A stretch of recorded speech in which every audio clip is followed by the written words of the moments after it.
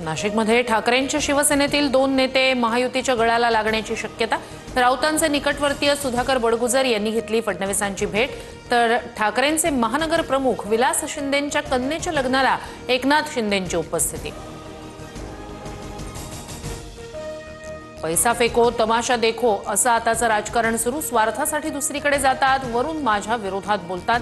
उद्धव ठाकरेंचा एकनाथ शिंदेंवर निशाणा। उद्धव ठाकरेंचा पक्ष जमीनदोस्त होण्याच्या मार्गावर। ठाकरेंसोबत कोण राहणार कोण नाही येत्या 8 दिवसात कळेल। मंत्री गिरीश महाजन यांचा मोठा दावा।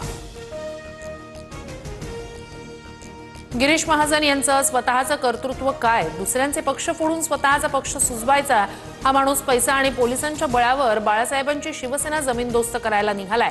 राऊतांची ट्विट करत महाजनांवर टीका। माझ्या सख्या भाच्याला गिरीश महाजन यांनी खोट्या गुन्ह्यात अडकवलं, त्याला विनाकारण 7 वर्ष कारागृहात काढावे लागले। एकनाथ खडसेंचा गिरीश महाजनांवर आरोप।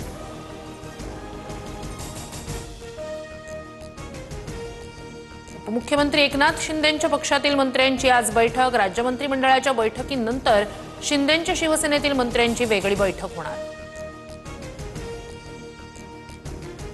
लोकसभेसाठी पुन्हा चंद्रकांत खैरे आणि अंबादास दानवे आग्रही। आपल्या दोघांना पुन्हा दिल्लीला जावं लागेल।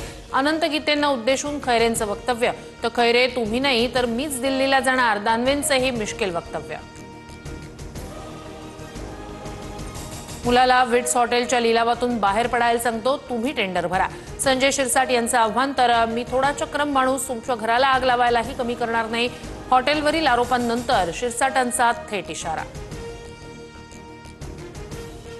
सहकारी बँकांच्या आतताईपणामुळे हॉटेलचा ताबा सोडावा लागला। हॉटेल 7 वेळा लिलावात काढलं, पण किंमत जास्त असल्यानं हॉटेल कुणी विकत घेत नव्हतं। विट्स हॉटेलचे मूळ मालक आबासाहेब देशपांडे यांचं वक्तव्य। मुख्यमंत्री लाडकी बहीण योजनेत अनेक चुका झाल्या, सर्व महिलांना सरसकट लाभ देणं चुकीचं होतं। अर्थमंत्री अजित पवार यांची मोठी कबुली। अर्थ खात्यातून घोटाळा झाला, अजित पवारांनी राजीनामा द्यावा। संजय राऊत आक्रमक, तर मी कशाला घोटाळा करेन, योजना आली तेव्हा वेळ कमी होता, छाननी दरम्यान गोष्टी लक्षात आल्या। अजित पवारांचं स्पष्टीकरण।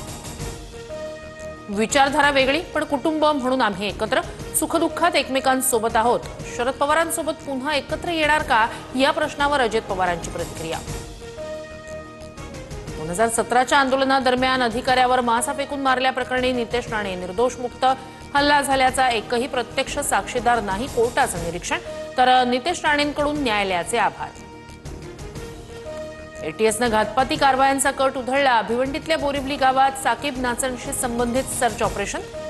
2 अटकेत, 10 जण ताब्यात, तलवार सुरा, मोबाईल जप्त। देशात आतापर्यंत 34 जणांचा कोरोनामुळे मृत्यू। मृतांमधील 8 रुग्ण महाराष्ट्रातील। राज्यात 24 तासात 59 नव्या रुग्णांची नोंद। सध्या सक्रिय रुग्णांचा आकडा 494 वर।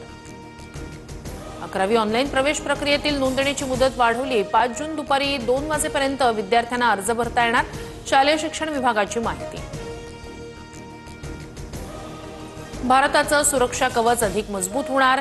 रशिया S-400चे आणखी 2 सिस्टीम भारताला देणार। पाकिस्तानचे ड्रोन हल्ले परतवण्यात S-400ची महत्त्वाची भूमिका। दिल्लीत आयकर विभागाचा अधिकारी अशोक कुमार सिंघलच्या घरी सीबीआयचा छापा। सोनं चांदीसह 1 कोटींची रोकड हाती, 45 लाखाची लाच घेताना अटकेत। 14 दिवसांची न्यायालयीन कोठडी। आयपीएलच्या अंतिम सामन्यात आज बंगळुरू विरुद्ध पंजाब लढत। विराट कोहली आणि श्रेयस अय्यरच्या खेळीकडे लक्ष। आयपीएलला मिळणार नवा विजेता।